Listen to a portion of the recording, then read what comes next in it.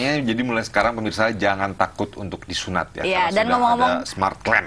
Dan ngomong soal sunat ini kayaknya mengundang banyak perhatian dari masyarakat ya, pemirsa Lintas Pagi, karena ada penelpon lagi. Oh, ada ya, penelpon kita lagi. terima dulu. Ya, silakan. Halo, selamat pagi. Halo. Ya, selamat pagi, Pak. Dengan siapa di mana? Dan Pak Seni Tangerang. Silakan Pak Denny. Mau nanya sama dokter ya. Tadi saya dengar prosesnya itu tidak dijahit.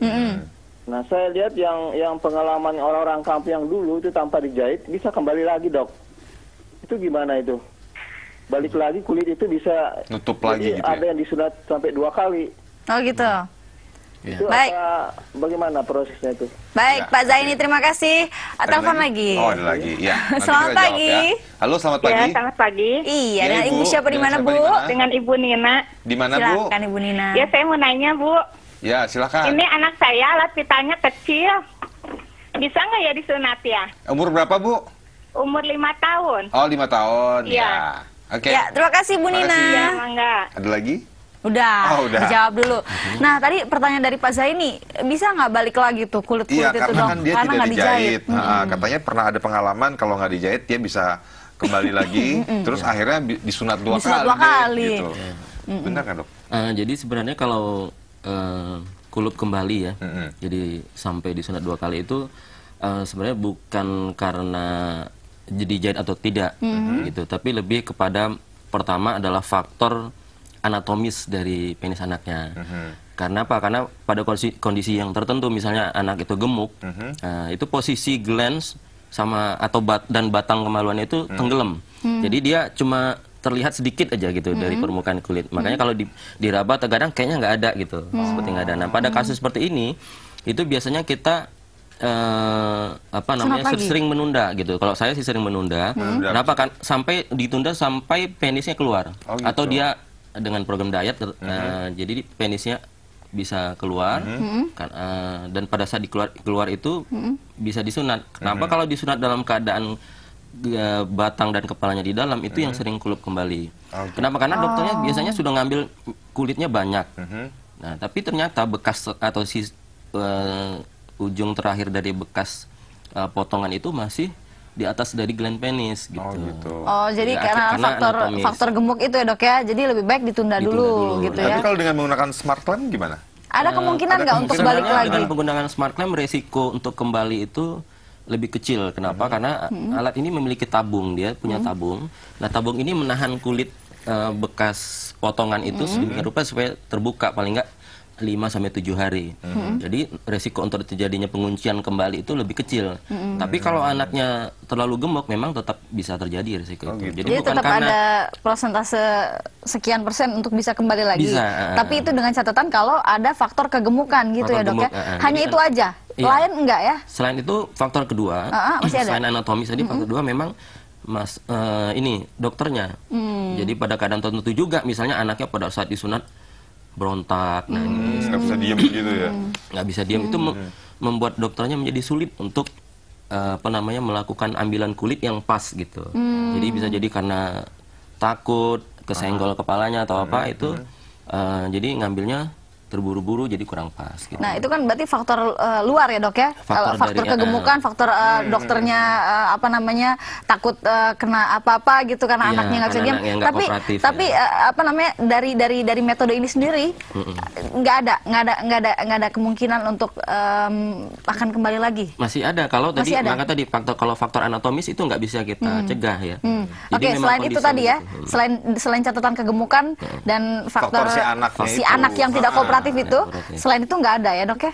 Aman ya? Nggak aman. Oke. Iya. Terus tadi pertanyaan dari Ibu. Iya, umur 5 tahun kira-kira udah bisa disunat belum? Nggak, apa sih? kemaluannya kecil katanya. Oh, iya, tapi bisa umur nggak 5 tahun, disunat nah. gitu? Jadi Umur 5 tahun. Bisa sebenarnya. Jadi prinsipnya usia berapa aja bisa, mulai dari Iya. Kalau ukurannya nggak ada di situ Ini kan ada gimana? ukurannya. Ada. Dilihat nih, sampai yang sekecil gini kok ada. Ya, jadi memang pasien yang terkecil yang pernah kita sunat itu usia 5 hari. Oh, 5 hari. Jangan takut Ibu. Ibu Oke. anaknya 5 tahun, ini pernah 5 hari loh, bisa Bu. disunat. Ya, dan jadi sekecil apapun ukurannya bisa ya. Ini kayaknya Chris, sekelilingnya udah, jangan saya. ngomongin ukuran dulu, Chris. Ini ada telepon lagi. Oke. Sebentar. Iya, halo, Selamat selamat pagi. pagi. Halo, selamat pagi. Ya. Selamat pagi Pak, dengan siapa di mana Pak? Mas Hudi, Pak, Jakarta Utara. Oke, Iya, silakan. Saya mau tanya, kebetulan ada metode tadi laser cutter gitu ya, electric cutter itu. Iya. Itu pada saat disunat itu tidak menetes darah. Sedangkan menurut Islam itu harus ada tetesan darah, Pak Nur. Mohon dijawab, yang ini bagaimana gitu? Oh gitu ya. Baik, terima kasih Pak Mas Hudi. Nah, gimana tuh, Dok? Ya. Jadi Ini ada darahnya nggak keluar? Jadi ini jadi perdarahannya minimal ya. Jadi pada saat kita membuang kulit dengan metode smart clamp ini, alat ini harus terpasang dulu. Oke. Jadi dia terkunci sehingga yang dikunci itu sebenarnya kulit dan pembuluh darahnya. Oke. Sehingga pada saat dilakukan sayatan atau pemotongan dari kulupnya, itu darahnya tidak mengalir aktif. Tapi tentunya yang dari arah kulit yang dibuang itu akan ada keluar darah, tapi sedikit sekali, jauh dibandingkan kalau kita pakai metode yang biasa dengan Konvensional gitu ya, gunting. Pada saat kulit dipotong kan ada pembuluh darah kecil yang terbuka sehingga darahnya mengalir. Kalau ini enggak gitu ya. Kemudian memang tadi kalau pakai electric cutter, karena dia sistemnya dengan menggunakan alat panas, nah itu pembuluh darah itu langsung terkoagulasi gitu. Jadi dia memang langsung membeku gitu. Jadi nggak terjadi perdarahan. Oh, jadi ini ada pendarahan tapi minimal gitu ya, tapi Dok ya? memang satu hal tadi ya yang disebutkan bahwa harus menetes darah, sebenarnya saya tidak menemukan alasannya harus begitu. Jadi kalau kita mau melakukan sunatan yang harus berdarah itu memang nggak ada. Jadi sebenarnya boleh-boleh aja kalau menurut saya. Kalau memang tidak berdarah ya. Tidak berdarah pun. Tidak ada Jadi masalahnya bukan karena berdarah atau di enggak. Al-Quran dan hadis gitu ya, Dok? Ya, saya sudah karena ini pertanyaan ini banyak gitu, banyak ditanyakan oleh keluarga pasien gitu ya. Dan saya konsultasikan ke pakarnya, memang tidak ada istilahnya ajaran harus begitu gitu. Saya malah baru tahu kalau sunat itu ternyata harus berdarah. Ya, Berdarah tapi gitu. menjawab kekhawatiran Pak Mas Iya, Hudi, betul, tetap ada betul. pendarahan walaupun minimal, tapi sebenarnya di balik itu tidak ada keharusan ya, Dok ya. Tidak ada Kalau keharusan. menurut dokter ya, dari Ya. pakar-pakar yang sudah ditemui bahwa untuk sunat itu harus ada pendarahan Ternyata gitu ya. tidak harus. Ya itu dikembalikan lagi ke kepercayaan masing-masing Ya, lah ya. betul sekali. Tapi dari Keyakinan dokter masing-masing ya. dokter Madian menjelaskan, meluruskan bahwa tidak ada gitu. Aduh dokter, ini waktunya sudah habis, Oh, sudah mohon maaf. habis. Ya. Terima kasih sekali dokter sudah Ya, hadir, terima dan kasih. ini sepertinya Iya. menarik perhatian Terima pemirsa kasih. di rumah. Tadi alamatnya sudah ya pemirsa ya. Iya, Rumah sudah ya. sunatan tadi sudah ada di Ya. layar kaca ya. Mudah-mudahan Silahkan perbincangan dicatat. tadi Ya. bermanfaat Dan dan berguna bagi pemirsa di rumah. Dan setelah yang satu ini kita masih punya liputan tentang kreasi membuat coklat.